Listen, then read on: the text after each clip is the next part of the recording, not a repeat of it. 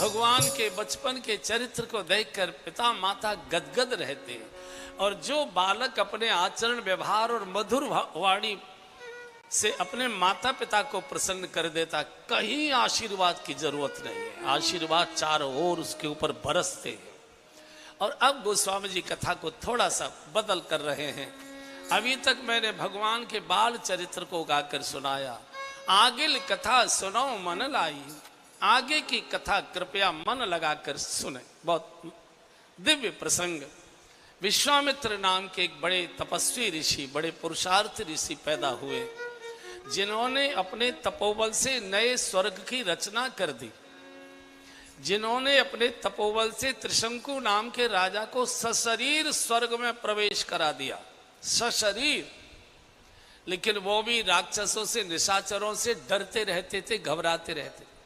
गाध तनय मन चिंता व्यापी, हर बिन मरहिन निश्चर पाप। ये जो निशाचर हैं, ये बिना भगवत कृपा के, बिना भगवान के ये मरेंगे नहीं। हम कितना भी जप तप करें, नया स्वर्ग बना सकते हैं, जीवित मनुष्य को स्वर्ग में प्रवेश करा सकते। ये जो श्रीफल है, नारियल, ये विश्वामित्र की रचना है। ये जो त्रिशंकु नाम का राजा था, ये वशिष्ठ जी के पास गया। वशिष्ठ जी इस परिवार के पुरोहित थे, सूर्यवंश के। कहा गुरुजी मैं स्वर्ग जाना चाहता हूं। तो वशिष्ठ जी ने कहा कि तुम्हारे वंश के सभी राजा स्वर्ग गए हैं, इसमें तो कोई बड़ी बात नहीं, तुम स्वर्ग जाओगे। बोले सबकी तरह नहीं जाना चाहता। कैसे जाना चाहते हो? बाकी तो सब मर कर गए, मैं जीवित जाना चाहता हूं। तो वशिष्ठ जी ब्रह्मा जी के अंशावतार है, ब्रह्मा जी के पुत्र। ब्रह्मा जी विधान के प्रतीक है। बोले ये विधान के विपरीत है कि यहाँ का मृत्यु लोक का शरीर नहीं, आत्मा जाती है, मृत शरीर यही रहता है। इसको ये मालूम था कि विश्वामित्र जी की और वशिष्ठ जी की चल रही है, इनमें दुश्मनी है। तो ये विश्वामित्र जी के पास पहुंच गया और कहा कि मैं स्वर्ग जाना चाहता हूं। बोले जरूर जाओगे। बोले वशिष्ठ जी ने तो मना कर दिया है कि तुम जा नहीं सकते सशरीर। बोले वशिष्ठ जी ने मना किया है? बोले हाँ। बोले तुझे मैं भेजूंगा बेटा, चिंता मत कर। जैसे चंदा लेने वाले होते हैं ना, बड़े होशियार होते हैं, वो सीधा रसीद बुक नहीं दिखाते जिससे चंदा लेने जा रहा है, पहले किसी और पड़ोसी की आलोचना करते, अरे साहब बड़े बनते हैं, बड़े भारी के, हम बड़े बड़े बड़े किसी काम के नहीं है, किसी को 2 पैसे अच्छे काम के लिए चंदा नहीं देते। तुरंत इसके मन में फुरफुरी आ जाती है, भैया हम तो जो आता है उसी को देते हैं। ऐसा तो ये समाज, ये संसार है ना। और जो यजमान बने वो सोच रहे होंगे हमारी वाली बात बोल दी इन्होंने। तो बोले अच्छा, उन्होंने मना के मैं भेजूंगा। और ये विधान के विरुद्ध था, लेकिन विश्वामित्र जी इतने तपस्वी थे, इसको सशरीर स्वर्ग में प्रवेश करा दिया। जब मृत्यु लोक का शरीर स्वर्ग में प्रवेश करता दिखाई दिया तो देवताओं में हड़कंप मच गया। ये तो अनीति, ये तो स्वर्ग की महिमा मिट जाएगी। और इसको धक्का मारकर नीचे गिरा दिया और उल्टा ये नीचे की ओर गिरा, उल्टा। चढ़ा तो सीधा था, जब धक्का लात का ठोकर मारी तो उल्टा हो गया। ऊपर से चिल्लाया गुरुजी रक्षा करो, क्या हुआ? बोले देवताओं ने धक्का मार दिया, ये प्रवेश नहीं दे रहा। बोले चिंता मत कर, वहीं लटका रहे, मैं तेरे लिए नया स्वर्ग बनाता हूं। और विश्वामित्र जी ने तपोबल से नए स्वर्ग की रचना प्रारंभ कर दी। अब देवता घबरा गए, देवताओं को लगा कि तो स्वर्ग बना देंगे और नया स्वर्ग बन गया तो हमारी महिमा मिट जाएगी। तो सभी देवताओं ने खुशामद करना, स्तुति करना शुरू कर दिया। गुरुदेव हम आपके सेवक हैं, हम आपसे क्षमा प्रार्थी, कोई अपराध हुआ होगा, आप ये निर्णय छोड़ दीजिए, हम आपकी महिमा हमेशा गाते रहेंगे।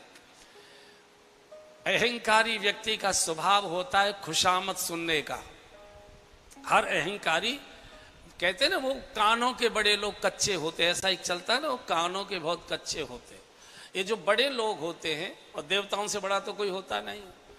तो विश्वामित्र जी ने सोचा कि अगर नया स्वर्ग बनाऊंगा तो केवल त्रिशंकु ही मेरी जय जयकार करेगा, और अगर मैं निर्णय बदल देता हूं तो सारे देवता मेरी चमचागिरी में आ जाएंगे।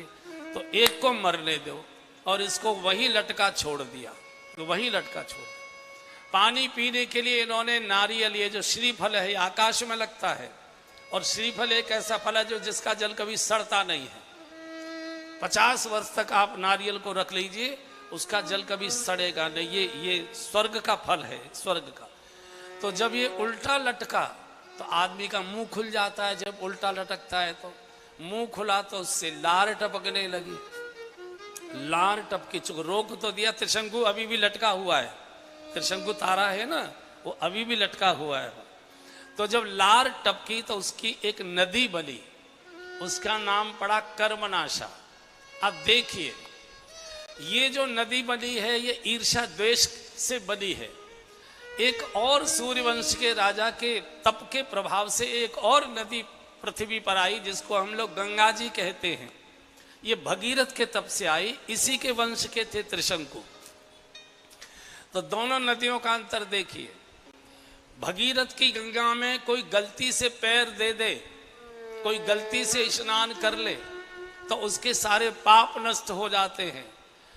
और अहंकारी त्रिशंकु से प्रकट हुई कर्मनाशा नदी में कोई पैर दे दे गलती से तो उसके पुण्य नष्ट हो जाते हैं। ये नदी काशी से और बक्सर के बीच में बहती है, उत्तर प्रदेश की सीमा पर। काशी से आगे चले गए 50-60 किलोमीटर तो वो नदी है। कर्मनाशा में कोई पशु भी नहीं प्रवेश करता है डर के मारे, मनुष्य तो कोई जाता ही नहीं है उसमें। तो ये इतने बड़े पुरुषार्थी ऋषि लेकिन राक्षसों से डरते रहे। इनको चिंता हो गई, गाध तनय मन चिंता व्यापी, हर बिन मरहे न निश्चर पापी। ये जो निशाचर हैं ये बिना भगवान की कृपा के नहीं मारे जा सकते। निर्णय कर दिया अयोध्या जाकर भगवान को लेकर आऊंगा। बंधुओं, विश्वामित्र जी तो भगवान को मांग लाए, हम भगवान को कहां से मांग कर लाएंगे? हमको भी तो निशाचर घेरे रहते। पहले निशाचर समझ लीजिए, फिर आपको कथा में आनंद आएगा आगे। एक होते हैं राक्षस, एक होते निशाचर। राक्षस ये योनि है, निशाचर ये प्रवृत्ति है, निशाचर ये आदतें हैं। वे आदतें, वे प्रवृत्ति जो हमको निशी में विचरण कराती हैं, अंधेरे में पकड़ कर ले जाती हैं, छुपा कर ले जाती हैं, कोई देख तो नहीं रहा इस सावधानी से ले जाती हैं। ये सारी आदतों को निशाचर कहते हैं, जो निशी में विचरण कराती है, निशी में घुमाती है, कोई पता न लग जाए, देख न ले। ये कैसे मिटेंगी? तो त्रेता में तो उस समय भगवान राम प्रकट रूप से जन्मे थे। विश्वामित्र जी इतने अप्रोच वाले थे कि वो उनको लेकर आ गए और निशाचरों का वध करा दिया। हम कहाँ जाएं? तो बंधु शास्त्र कहता है इस कलिकाल में इस निशाचरी प्रवृत्ति से अगर बचना चाहते हो तो सिर पर किसी न किसी को बिठाइए। किसको बिठाएं? जब तक हम अविवाहित हैं तब तक अपने पिताजी को अपने सिर पर बिठाइए, अपने पिताजी की इज्जत को अपने सिर पर बिठाइए। मैं किनका बेटा हूं? मेरे पिताजी का, बाबूजी का कितना बड़ा नाम है, समाज में उनकी कितनी प्रतिष्ठा है। अगर कोई सुनेगा देखेगा कि उनका लड़का यहाँ अंधकार में ठोकरें खा रहा है या गली में गिरा पड़ा है, मेरे पिताजी मुंह दिखाने लायक नहीं रहेंगे। आपके कदम रुक जाएंगे, आपके कदम रुक जाएंगे। जब आप शादीशुदा हो गए, बाल बच्चेदार हो गए, तो अपने छोटे बच्चों को बड़ा बनाकर अपने सिर पर बिठाइए।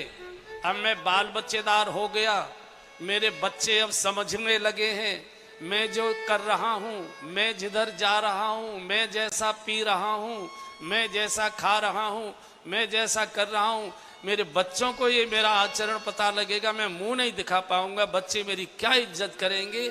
आपके कदम रुक जाएंगे। हर समय सिर पर बच्चों को याद रखो कि हमारे बच्चे हैं, अब समझदार हो गए। और जब आपकी 45 वर्ष की आयु पार हो जाए, आदमी दो ही समय बिगड़ता है, दो आयु में व्यक्ति बिगड़ता है। एक तो 14-15 वर्ष की आयु होती है तब व्यक्ति बिगड़ता है, एक 40-45 वर्ष की आयु होती है तब व्यक्ति बिगड़ता है। अब हमको कौन रोकेगा टोकेगा? तो जब आप 40-45 वर्ष के हो जाएं तो फिर अपने गुरुदेव को अपने सिर पर बिठाइए। मैं उनके चरणों में बैठता हूँ, उनका कृपा कर मेरे शीश पर है, उनकी कृपा का प्रसादी मैं पा रहा हूँ। उनका आशीर्वाद मेरे ऊपर है, वो मेरे आचरण व्यवहार खान पान के बारे में सुनेंगे, क्या सोचेंगे, आपके कदम रुक जाएंगे। और बिल्कुल खाली सिर रहा तो फिर कोई भजन पाठ पूजा, कोई भारत का घर ऐसा नहीं है जिसमें ठाकुर जी नहीं विराजमान, कोई भारत का घर ऐसा नहीं है जिसमें कुछ कुछ पूजा पाठ न होता हो। देश की स्थिति बिगड़ती क्यों जा रही है, घर परिवार टूट क्यों रहे, सारे देश में भगदड़ क्यों बची है परिवारों में? क्योंकि हमारा सिर खाली है, कोई न कोई सिर पर चाहिए। बचपन में माता पिता की इज्जत को शीश पर रखो। मैं मुंह नहीं दिखा पाऊंगा मेरे पिता की क्या इज्जत है, लोग क्या कहेंगे, उनका बेटा यहां खड़ा है। बड़े होकर बच्चों को शीश पर, छोटे बच्चों पर क्या असर पड़ेगा?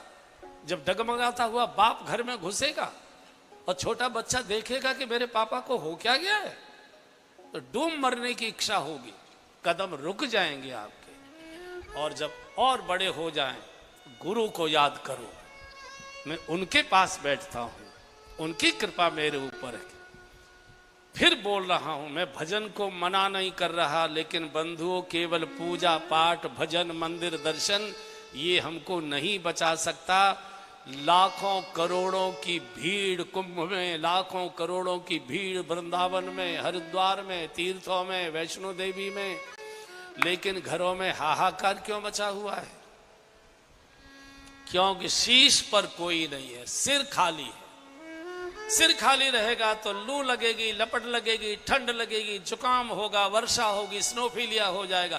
कोई न कोई सिर पर चाहिए। पहले पुराने लोग टोपी पहनते थे, पगड़ी रखते थे सिर पर, बच जाते थे मौसम की मार से।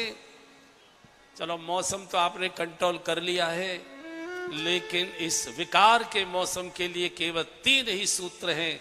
छोटेपन में माँ पिता की इज्जत रखो सिर पर, जवानी में अपने छोटे बच्चों को बड़ा बनाकर सिर पर रखो, इन पर क्या असर पड़ेगा मेरे खान पान का।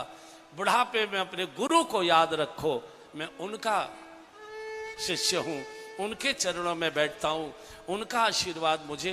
कोई कलयुग नहीं है बंधुओं, बेकार की बातें हैं। इसी कलयुग में महापुरुषों की भीड़ लगी है, इसी में मीरा हुई है, इसी में जनाबाई हुई, इसी में कर्माबाई हुई, इसी में सूरदास जी हुए, इसी में रैदास जी हुए, इसी में तुलसीदास जी हुए, इसी में सारे भक्तों की मंडली पैदा हुई है जिन्होंने भगवान को प्रकट किया है। उसी कलयुग में हम और आप हैं, क्योंकि उनके सिर पर कोई न कोई था। हम बेसिर के हैं, सिर हमारा खाली है, मार पड़ेगी। और यहां से आ गए अयोध्या, सरयू स्नान किया, राजभवन आते नहीं थे, पहली बार आए हैं विश्वामित्र जी अयोध्या के राजभवन में। दशरथ जी ने स्वागत सत्कार किया है, चारों पुत्रों को बुलाकर प्रणाम किया है। एक निवेदन और करूंगा, छोटे बच्चों को, साधु महात्माओं को, बड़े जनों को प्रणाम करने की आदत डाली है। और उसका तरीका यह है कि पहले उनके सामने आप माथा टेक कर प्रणाम करिए, आपको देखकर बच्चे भी करना शुरू कर देंगे। आप गलती क्या करते हैं, आप तो सीधे खड़े रहते, छोटे बच्चे की गर्दन पकड़ के धोक दे धोक दे धोक दे। अब छोटा बच्चा है बेचारा, गर्दन मरोड़ देते और झुक जाता है, लेकिन उसी दिन संकल्प ले लेता है कि आज मेरी गर्दन कमजोर है, आपने मेरी गर्दन पकड़कर मुझे झुका दिया, दबा दिया, जब बुढ़े तेरी गर्दन कमजोर होगी तब देखूंगा तुझे। इसलिए हर बेटा वृद्धावस्था में अपने पिता को रुलाता है, हर बेटा, क्योंकि वो तो निर्णय है। इसलिए दशरथ जी ने पहले प्रणाम किया साष्टांग, तब चारों बच्चों ने प्रणाम किया। राम को देखते ही विश्वामित्र जी गदगद हो गए। अब दशरथ जी ने कहा, ईश्वर मैं जानता हूं कि आप कभी अकारण अचानक नहीं आते जाते, आप सच बताइए के ही कारण आगमन तुम्हारा, के ही कारण आगमन सब तुम्हारा, के ही कारण आगमन तुम्हारा, के ही कारण आगमन तुम्हारा, कहु सो नहीं लावहूं बारा, कहू सो कर तन लावहूं बारा। ईश्वर आप सच बताइए किस कारण से आपका सौभाग्यवन हुआ है। आपको शायद बोलने में देर लगेगी, मुझे पूरा करने में बिल्कुल समय नहीं लगेगा, इतना कहना था। राजभवन में एक भीषण दुर्घटना घटित हो गई। ऊंचे तखत पर, ऊंचे आसन पर विश्वामित्र जी विराजमान थे। दशरथ जी नीचे चरणों में बैठे, चारों बच्चे चरणों में बैठे, ऊपर से धड़ाम से गिर पड़े और दशरथ जी के चरणों को, दशरथ जी के पैरों को पकड़कर ऋषि ने सिर टिका दिया। राजन असुर समूह सतावहि मोहि, असुर समूह सतावहि मोहि, मैं याचन आयहूं नपतोहि,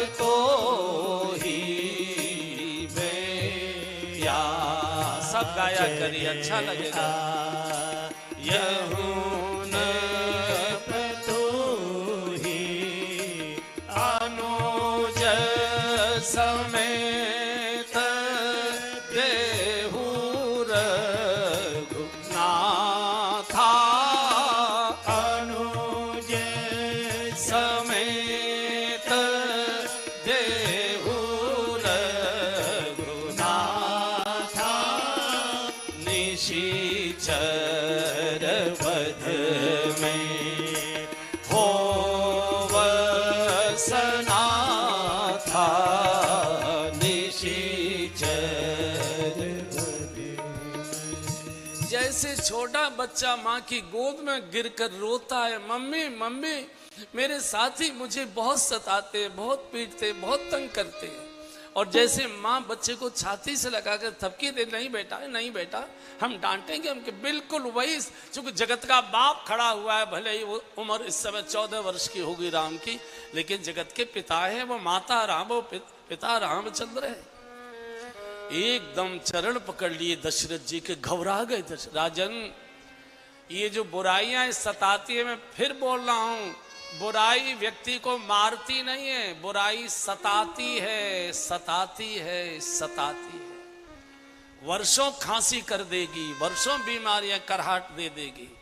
असुर समूह एक नहीं सैकड़ों प्रकार के दुर्गुण मुझे सता रहे। मैं तुमसे भीख मांगने आया हूं। और अपने कंधे का उत्तरी उतार कर दशरथ जी के कदमों में डाल दिया। क्या चाहिए ऋषिवर? बोले अनुज समेत देहु रघुनाथ, छोटे भाई के सहित मुझे राम दे दीजिए।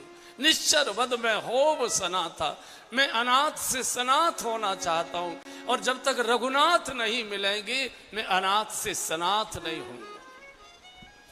भगवान बहुत मर्यादा वाले, घबरा भी गए, थोड़े आवेश में भी आ गए, लेकिन पिताजी के सामने बोले नहीं। और कभी भी बड़ों के सामने नहीं बोलना चाहिए, कभी भी नहीं बोलना चाहिए। लेकिन भगवान ने उसी समय बिना बोले दो प्रतिज्ञाएं अपने मन में कर ली। पहली, उनको मालूम था कि मैं ही राजगद्दी पर बैठूंगा, चूंकि बड़े बेटे को ही राजा बनाया जाता है, ये परंपरा है, तो मुझे ही राजा बनना है। लेकिन भगवान ने तय कर लिया कि राजगद्दी पर बैठने से पहले पूरे अपने राज्य का पैदल भ्रमण करूंगा और अध्ययन करूंगा कि मेरे राज्य में क्या क्या समस्याएं हैं, राज्य की कौन कौन समस्याएं प्राथमिकता पर रखनी है। सकल मुनिन के आश्रमन जाए जाए सुख दिन, एक एक ऋषि के द्वार द्वार जाकर आशीर्वाद लूंगा, उनकी समस्याओं का समाधान करूंगा, अध्ययन करूंगा, तब राजगद्दी पर बैठूंगा। एक। और दूसरे, उसी समय मन में तय कर लिया कि मैं एक पत्नी के साथ ही विवाह करूंगा। भगवान श्री राम के बाद ही भारत में एक पत्नी के साथ विवाह का प्रचलन चला है, एक पत्नी। क्यों? क्योंकि दशरथ जी के कई पत्नियां थी। कितनी थी? हैं? अरे 3 तो प्रमुख थी, 750 रानियां थी। कितनी थी? 750 रानियां, और साल में दिन कितने होते हैं? 365। और रानी कितनी है? कैसे बंटवारा करते होंगे समय का? जब ऊपर की ओर जीने पर चढ़ते होंगे तो बीच वाली चिल्लाती होगी, बीच वाली से मिलते होंगे तो नीचे वाली चीखती होगी। इसलिए महाराज दशरथ कभी अपने राज्य का भ्रमण ही नहीं कर पाए। उनको पता ही नहीं लगा कि मेरे देश में धर्मात्माओं की, साधु महात्माओं की, जनता की क्या स्थिति है, राक्षस कितना तंग करते, होश ही नहीं था घर में। 2 निर्णय ले लिए, पहले राज्य का पैदल भ्रमण करूंगा और एक पत्नी, उसके बाद ही एक पत्नी की प्रथा हमारे देश में चली है, उसी के बाद एक पत्नी की। ये नियम श्री कृष्ण ने तोड़ा था, तो आपने देख लिया था कि सारे यदुवंशी लड़के आपस में ही लड़ लड़ के मर गए थे, संहार आपस में ही हो गया था। 2 तो दशरथ जी रो पड़े कि मुझे ले चलो, सेना ले चलो, लेकिन राम देत नहीं बने गुसाई। राम को और कुछ चाहिए आपको, धन पैसा राज्य सब कुछ मैं दे सकता हूं, लेकिन राम देत नहीं बने गुसाई। राजन तुम्हारा क्या करेंगे, तुम्हारी सेना का क्या करेंगे? सेना तो अभी भी थी, तुम तो अभी भी थे, और हमारी तुमने दुर्दशा कभी जाकर देखी है? और ऐसा लगा कि जैसे विश्वामित्र जी आवेश में आ जाएंगे, विश्वामित्र जी आवेश में आ जाएंगे। तो तुरंत वशिष्ठ जी ने कहा कि राजन दे दो, और ये गुरु की महिमा है। आज गुरु अपने शिष्य के चेहरे को देखकर, उसके रुख को देखकर निर्णय देता है। निर्णय देना चाहिए धर्म की आवश्यकता को देखकर। राजन दे दो, और दे दिया। रो रो कर कहा कि मेरे प्राणनाथ सुत दो ऋषिवर, अब मैं इनका पिता नहीं हूं, आप ही इनके पिता हो। और यहां से सब परिवार को प्रणाम कर, सबका आशीर्वाद लेकर विश्वामित्र जी के साथ भगवान राम और लक्ष्मण जी चले हैं। रास्ते में ताड़का का वध किया है, सुबाहु को मारा है, मारीच को ऐसा बाण मारा कि 100 योजन दूर फेंक दिया, चूंकि भगवान को मालूम था इससे आगे की लीला में इसका सहयोग लेना है। रात्रि को सब जब राक्षसों का डेरा उखड़ गया तो रात्रि को कहा कि अब आप हवन प्रारंभ करिए, निर्भय यज्ञ करो तुम जाई। और एक रात सोते सोते भगवान चरण दबा रहे थे। मैं यहां एक निवेदन करूंगा कि अवसर मिले तो, और मिले नहीं, अवसर निकालकर, समय निकालकर अपने वृद्ध माता पिता के चरणों की सेवा पुत्र को जरूर करनी चाहिए। और अगर माता पिता में निर्णय करना है तो मैं कहूंगा कि मां के चरणों को जरूर दबाइए। वृद्धावस्था में जब कोई पुत्र या वृद्धावस्था की अपनी सास को कोई बहू अपने कोमल हाथों से पैर दबाती है, सास के हृदय से आशीर्वाद ही निकला, आहा सुखी रहो, खानी अघानी रहो, सौभाग्यवती रहो, पुत्रवती हो, ये जरूर करना चाहिए समय निकालकर। और जिनके गुरुदेव की आयु 60 वर्ष पार हो चुकी है, अवसर मिले और वो अनुमति दे तो उनकी भी चरण सेवा जरूर करनी चाहिए, बिना मांगे आशीर्वाद मिलता है। तो चरण दबा रहे थे तो भगवान ने कहा, गुरुजी ने दिन में कहा था कि हाँ एक यज्ञ तो तुमने पूरा कर दिया, एक यज्ञ और भी अधूरा पड़ा है जनकपुर में, धनुष यज्ञ। तो वहां भी हम चाहते चले।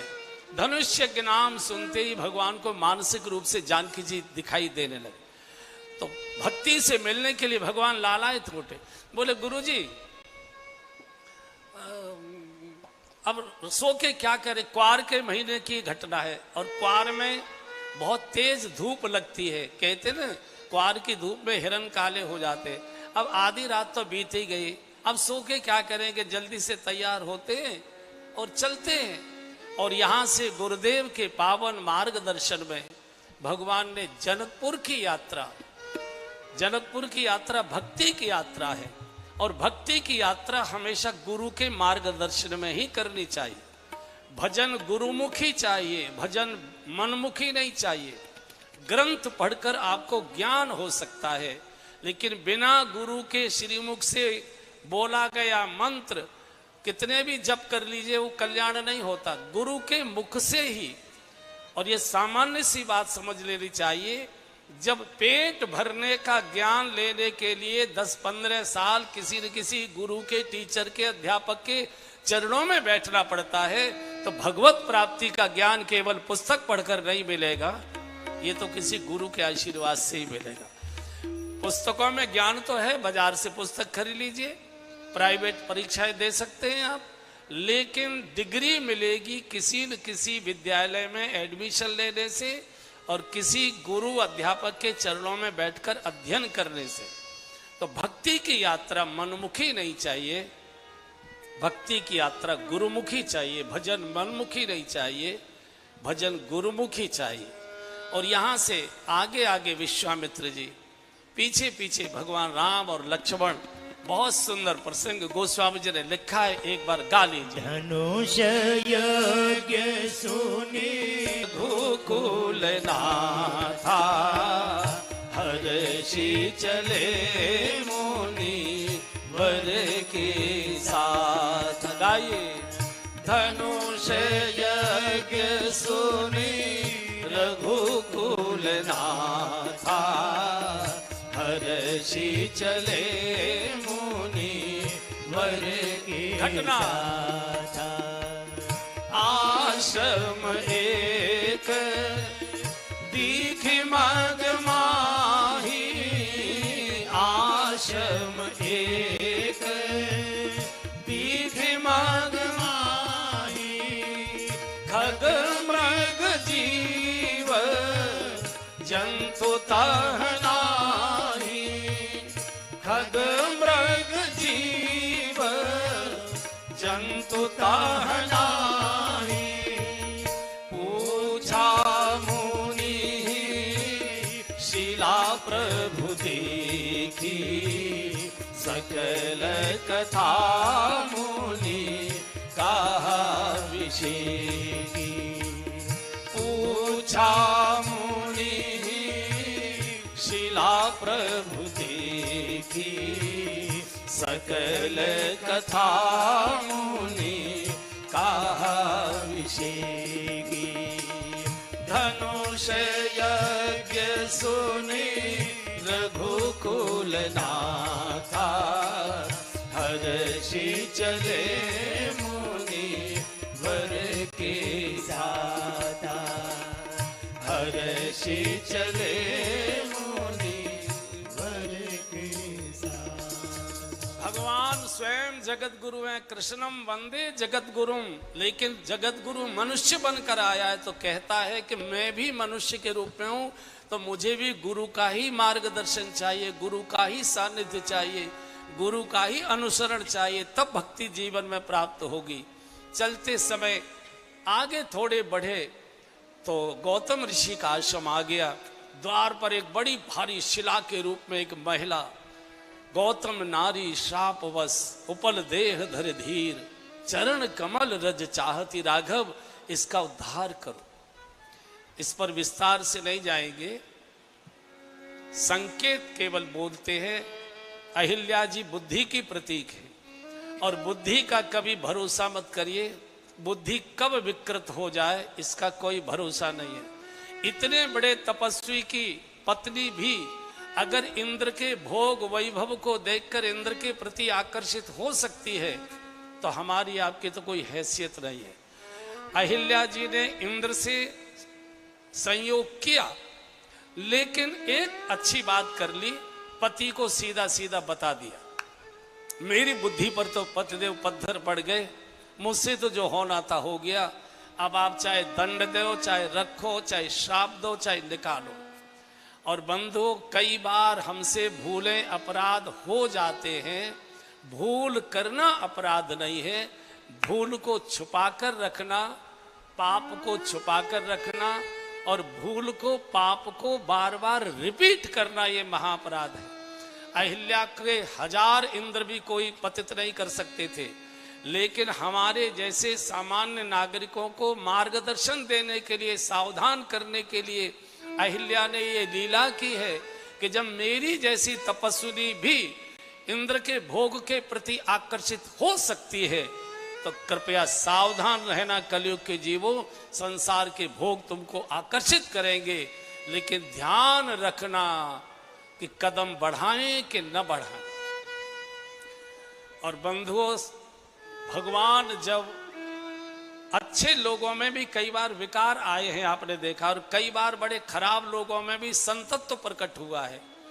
विधाता जब मनुष्य के रूप में हमको जन्म देता है तो शुभ और अशुभ दोनों के बीज हमारे मन में डाल देता है, और मौसम आने पर वो बीज अपने आप प्रकट हो जाते। बथुआ कभी खेत में बोया नहीं जाता, साल भर पानी दीजिए खेत में बथुआ नहीं निकलेगा, लेकिन जैसे ही दशहरा बीता और दिवाली का मौसम शुरू हुआ, बथुआ खेत में निकलना शुरू हो जाता है। इसका अर्थ है कि बथुआ का बीज धरती के गर्भ में पड़ा था, अनुकूल मौसम की प्रतीक्षा कर रहा था, अनुकूल मौसम आया, प्रकट हो गया। ऐसे ही कई लोग आपने देखे होंगे, बड़े धर्मात्मा थे, बड़े भले थे, लेकिन बाद में आकर वो इतने बिगड़ गए कि पूछो मत। क्योंकि अशुभ के बीज पड़े थे, उनका मौसम आ गया और बस बोतल हाथ में आ गई, ठोकर लग गई, गिर गए। कई देखे होंगे कि बड़े अपराधी टाइप के थे, लेकिन कुछ दिनों के बाद बड़े साधु स्वभाव के हो गए वो, क्योंकि शुभ के बीज को किसी सत्संग के माध्यम से, कथा के माध्यम से खाद पानी लग गया और शुभ का बीज प्रकट हो गया, उसके फूल खिलने लगे। इसलिए सत्संग हमेशा इसलिए करना चाहिए कि सत्संग में आने से जो अशुभ के बीज हैं वो तो दबे रहते हैं और शुभ के बीजों को खाद पानी मिल जाता है। यहाँ से भगवान ने अहिल्या जी का उद्धार किया और सीधे गंगा जी के किनारे पहुंच गए जहां जग पावन गंगा। गंगा जी को देखकर भगवान रुक गए। गुरुदेव, ऐसी दिव्य नदी तो मैंने देवलोक में नहीं देखी है, कौन है? अरे राघव, जानकर अनजान बनते हो बेटा, तुमको मालूम नहीं, तुम्हारे श्री चरणों से प्रकटी श्री गंगा जी।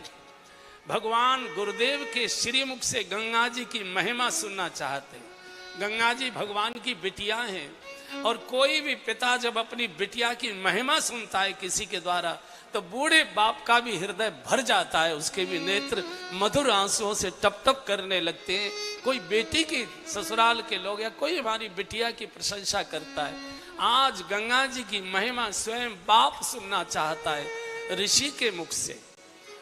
विश्वामित्र जी सुना रहे। एक बार हम सब लोग भी अभी तक राम कथा की गंगा में गोता लगा रहे थे, 2 मिनट भगीरथ की गंगा का भी दर्शन कर लीजिए। हम लोग संघ की शाखाओं में गंगा जी की महिमा का गीत गाया करते थे, आज आप सब गाइए। यह कल कल छल छल बहती, क्या कहती गंगा धारा, युग युग से बहता बजाइए यह पुण्य प्रवाह हमारा, युग युग से बहता आता यह पुण्य प्रवाह हमारा।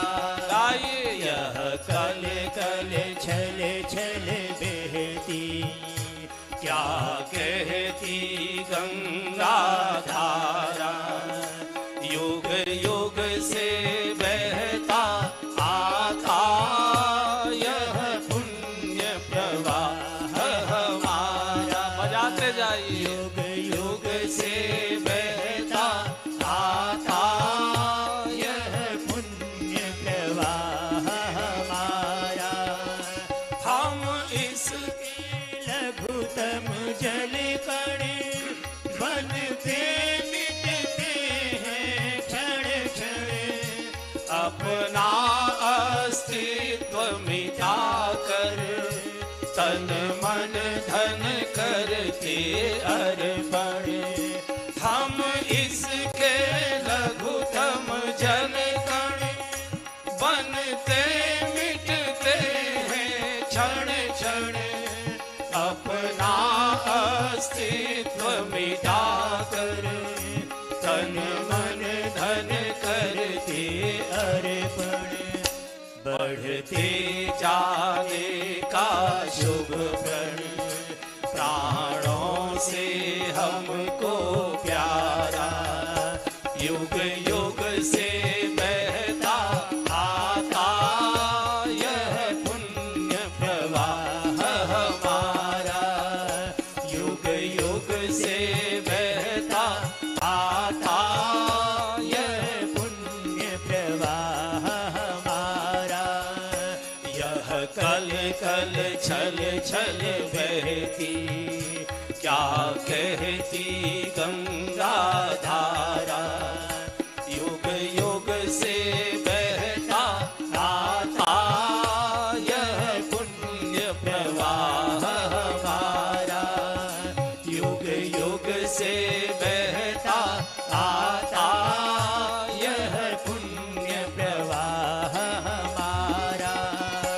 इस धारा में घुल मिल कर वीरों की राख बही है, इस धारा की कितने ही ऋषियों ने शरण गई है, इस धारा में घुल मिल कर वीरों की राख बही है, इस धारा की कितने ही ऋषियों ने शरण गई है, इस धारा की गोदी में खेला इतिहास हमारा, युग युग से बहता आया यह पुण्य प्रवाह हमारा, युग युग से बहता आता यह पुण्य प्रवाह हमारा। यह कल कल छल छल बहती, क्या कहती गंगा धारा, युग युग से बहता आता यह पुण्य प्रवाह हमारा, युग युग से बहता आता यह पुण्य प्रवाह हमारा। क्या इसको रोक सकेंगे, मिटने वाले मिट जाएं, कंकड़ पत्थर की हस्ती क्या बाधा बन कर आए। गाइए, क्या इसको रोक सकेंगे, मिटने वाले मिट जाएं, कंकड़ पत्थर की हस्ती क्या बाधा बन कर आए।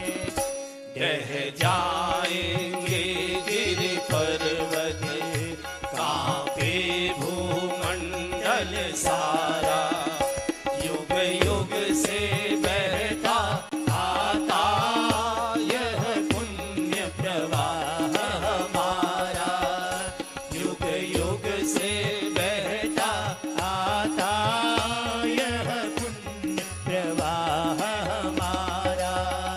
यह कल कल छल छल बहती, क्या कहती गंगा धारा, युग युग से बहता आता यह पुण्य प्रवाह हमारा, युग युग से बहता आता यह पुण्य प्रवाह हमारा।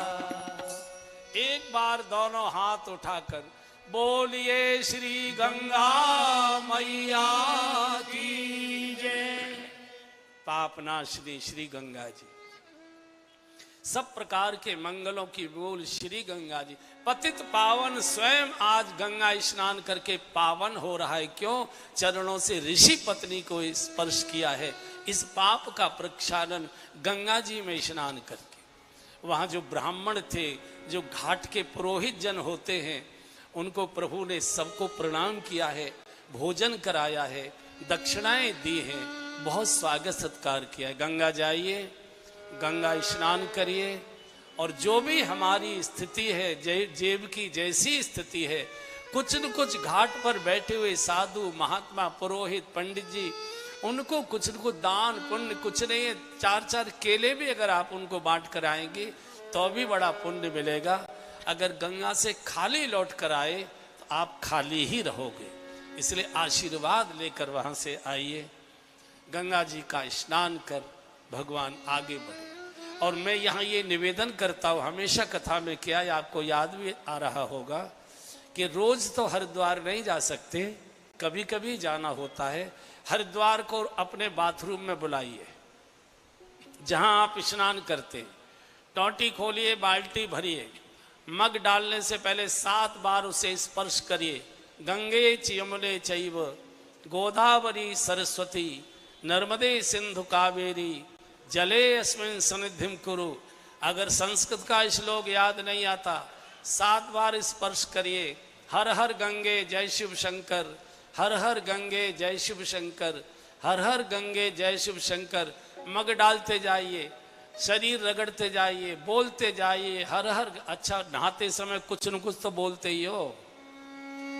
मैंने कोई मौन स्नान करते नहीं देखा, कुछ न कुछ, कोई न कोई गीत गाना, कुछ न कुछ। अरे हर हर गंगे बोलो, और आपको स्वयं अनुभूति होगी। आपने इस बोलकर, गंगा जी को बोलकर स्नान किया, तो स्नान तो आपने अपने घर के बाथरूम में किया है, लेकिन जब निकल कर बाहर आएंगे तो अनुभव करेंगे हरिद्वार की हर की पैड़ी पर गोता लगाकर बाहर आए, मन तन पूरा पवित्रता से भर जाए। यहाँ से भगवान जनकपुर में प्रवेश करते हैं। बहुत सुंदर बाग में विश्राम हुआ, और भगवान बाग में ही विश्राम करेंगे, चूंकि बाग सत्संग को कहा है।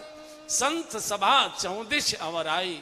सत्संग में ही भगवान आते हैं, सत्संग में ही संत आते हैं, और संत सत्संग में ही संत स्वभाव के नागरिक आते हैं। जनक जी को जब पता लगा सेवकों के द्वारा कि विश्वामित्र ऋषि आए हैं, पहली बार, चूंकि यहाँ की दुश्मनी थी और अयोध्या और जनकपुर की बोलचाल नहीं थी, भगवान सेतु बंध के लिए अवतार लेकर आए। सारे टूटे सूत्रों को भगवान जोड़ने जा रहे हैं, शादी के माध्यम से संबंध जोड़ा करते हैं। तो जनक जी ने कहा कि ऋषिवर, मेरा नगर धन्य धन्य हो गया, मेरे तो कोई पुण्य मुझे याद नहीं आ रहे। मुझे ऐसा लगता है कि मेरे पूर्वजों ने कोई बड़े सत्कर्म किए हैं, ताकि उनके सत्कर्म के परिणाम स्वरूप आप जैसे परम संत का शुभागमन श्री चरण मेरे नगर में।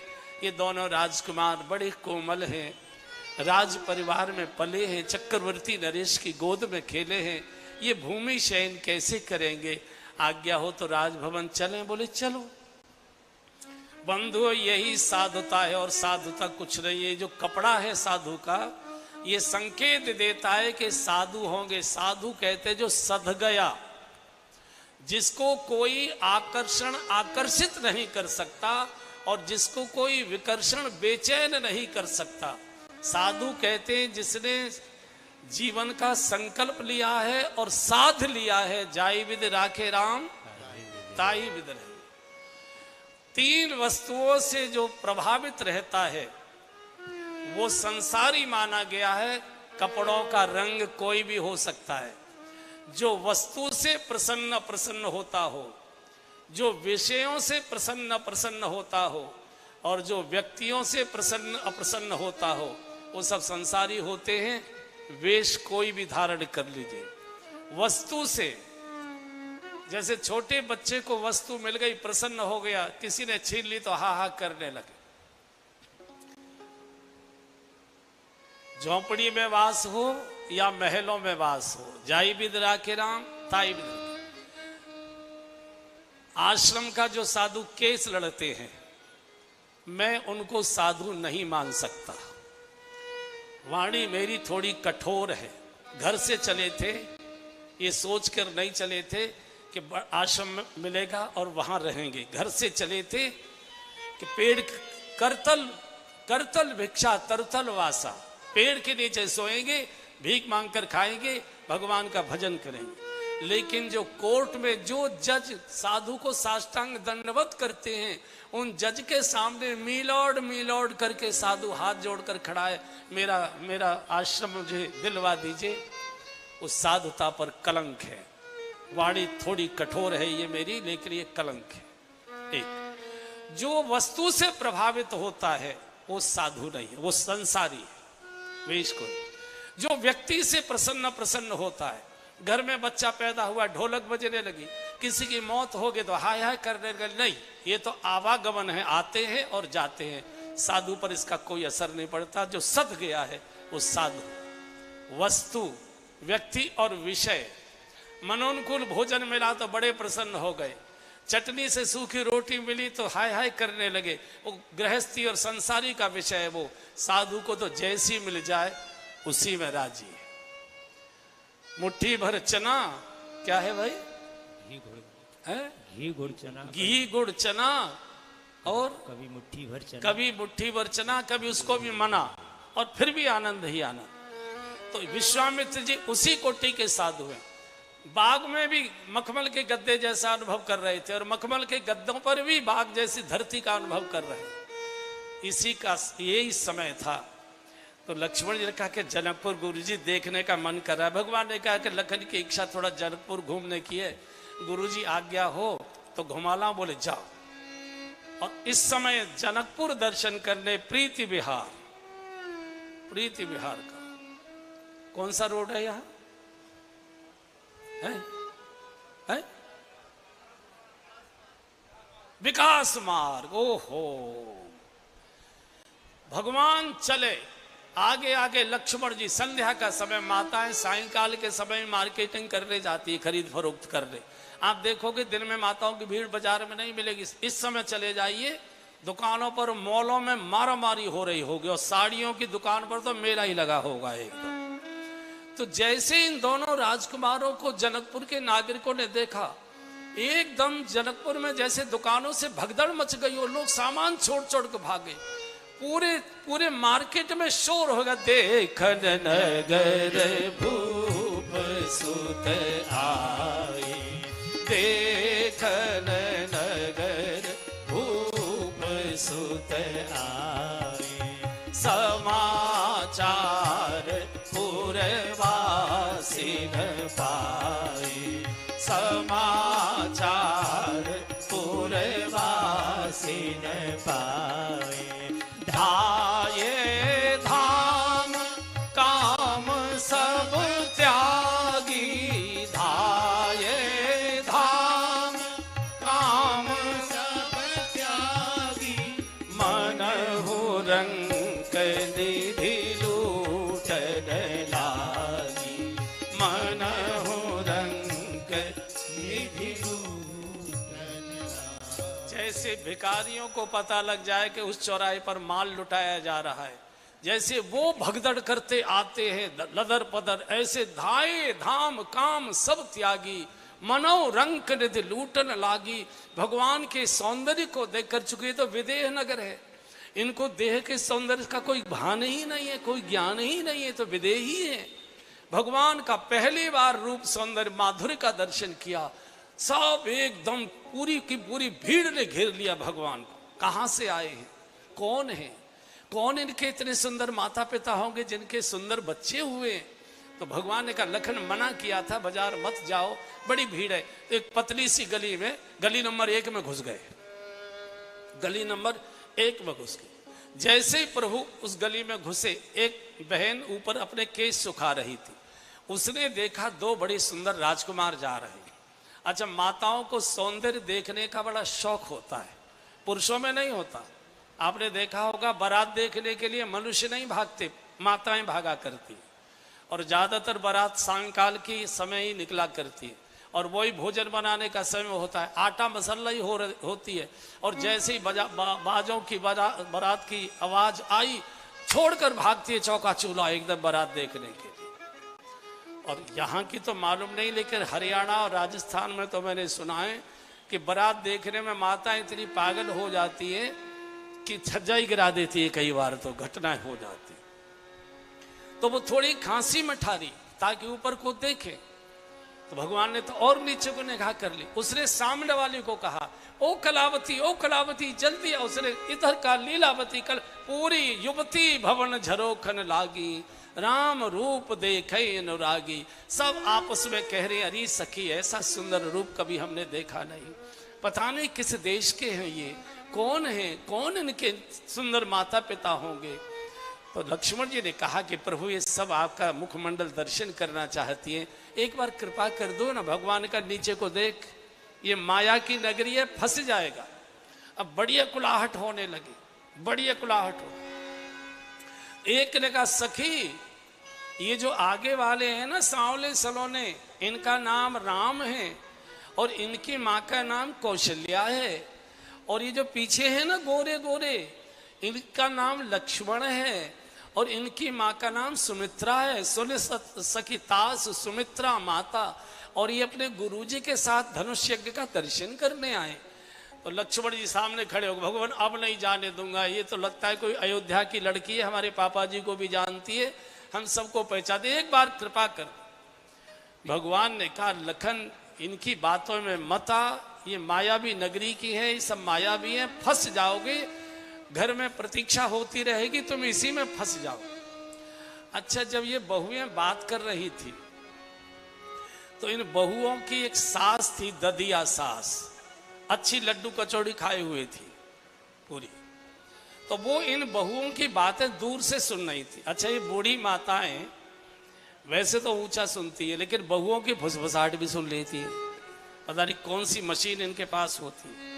तो वो अपना बैंत टेकती टेकती आई, बोले क्यों री बीननी हो। यहां भी बहू को बीननी कहते हैं, राजस्थान में कहते हैं, राजस्थान में कहते हैं ना बीननी। मैं झुंझुनू कथा करने गया तो मैंने पूछा वहां माताओं से, हमने कि माताओं को बहुओं के बीननी क्यों कहते हैं। बोले आपको मालूम नहीं है, सैकड़ों में से एक बीन के लाते हैं, इसलिए बीननी कहते हैं, सैकड़ों में से एक को बीन कर लाते। तो उसने कहा, क्यों री बीननी हो, मैं इतनी देर से तुम्हारी बातें सुन रही हूं, वर सांवरो जानकी जोगू, वर सांवरो जानकी जोगू। अगर जानकी जी का इनके साथ विवाह हो भी गया तो तुमको क्या लाभ होगा। तो एक बहू ने कहा, मां बहुत बड़ा लाभ होगा। और क्या लाभ होगा। बोले, बार ही बार स्नेह वश और जनक बुलाओ बसी, लैन आई यही बंधु दो, मैया कोटि काम कमनी। अगर जानकी जी का इनके साथ विवाह हो जाएगा तो जानकी जी को विदा कराने के लिए, चूंकि जनक जी इतनी जानकी जी को लाड प्यार करते, इतनी लाडली है जानकी जी कि जनक जी बिना जानकी जी को देखे बिना बहुत दिन रह नहीं सकते। तो बार ही बार स्नेह वश और जनक बुलाओ बसी, स्नेह के कारण जानकी जी को बार बार जनकपुर बुलाया करेंगे, और ये राजकुमार जानकी जी को विदा कराने के लिए बार बार जनकपुर आया करेंगे, और हमको घर बैठे इनका दर्शन होता रहेगा। इससे बड़ा और क्या भाग्य हमारा हो सकता है। एकदम लक्ष्मण जी ने हाथ खोले, प्रभु अब नहीं जाने दूंगा। कितनी सुंदर सुंदर बातें कर रही हैं आप, एक बार क्यों इतना कंजूस, इतना क्यों कठोर हो गए। भगवान ने कहा कि लखन मानो मेरी बात, मानो मेरी। तो लक्ष्मण जी के आग्रह से, लक्ष्मण जी आचार्य हैं और आचार्य ही भगवान से प्रार्थना करता है, प्रभु कृपा करो जीव पर, प्रभु कृपा करो। और एक बार जैसे ही भगवान ने देखा ऊपर की ओर, और भगवान के सुंदर रूप को देखकर इतनी मूर्छित होकर गिरने लगी कि एकदम वातावरण बदल गया, मूर्छित हो गई। जब आगे बढ़े प्रभु और इनको चेतना आई तो जोर जोर से रोने लगे। तो भगवान ने पूछा, रो क्यों रही हो, अब तो आपने दर्शन कर लिया।